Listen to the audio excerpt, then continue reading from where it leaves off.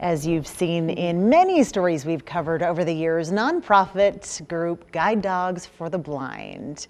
Who gets to work with these guys? The best. They're the best. Oh, so well behaved, so smart.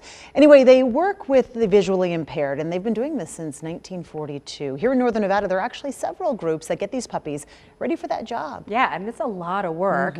Chris Buckley shows us how new experiences, like visiting local fire stations, for example, helps with that effort.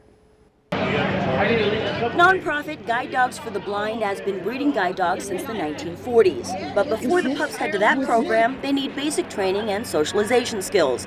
That's where the Reno puppy raisers come in. They start taking care of the dogs at just 8 weeks. We are responsible for basic training, basic obedience, teaching them to relieve on command. That's a big one. Housebreaking, sit down, stay, come, basic obedience, and then socialization. So these little guys, when they've got their green jacket on, they go where we go.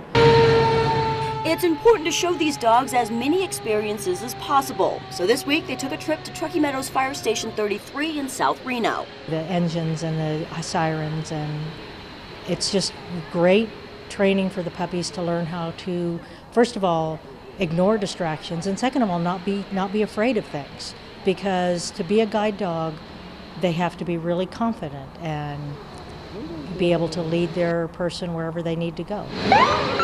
There was plenty to see.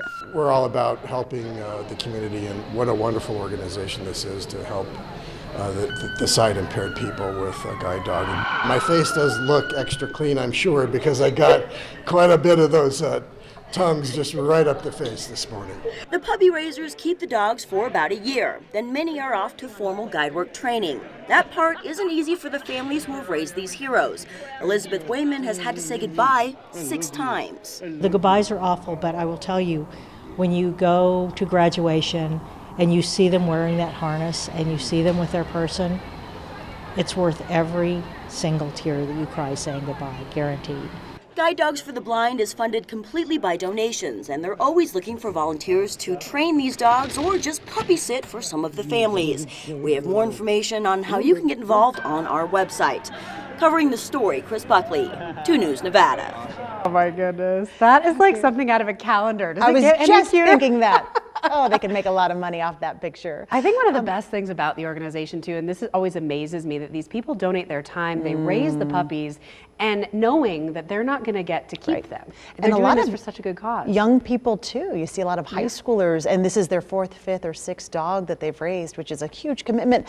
One thing I found interesting covering these stories over the years is that, you know, she talks about having to pass all these tests to become a guide dog. Well, the ones who make it all the way until the intersection test, you know, when a bird flies overhead, they actually can be put up for adoption. But the waiting list for these dogs, because they're so well trained, is years. I bet. Yeah. And you can see why. I'd wait for one of those. Amen. Look at that guy. Oh, so great story. wonderful. Yeah.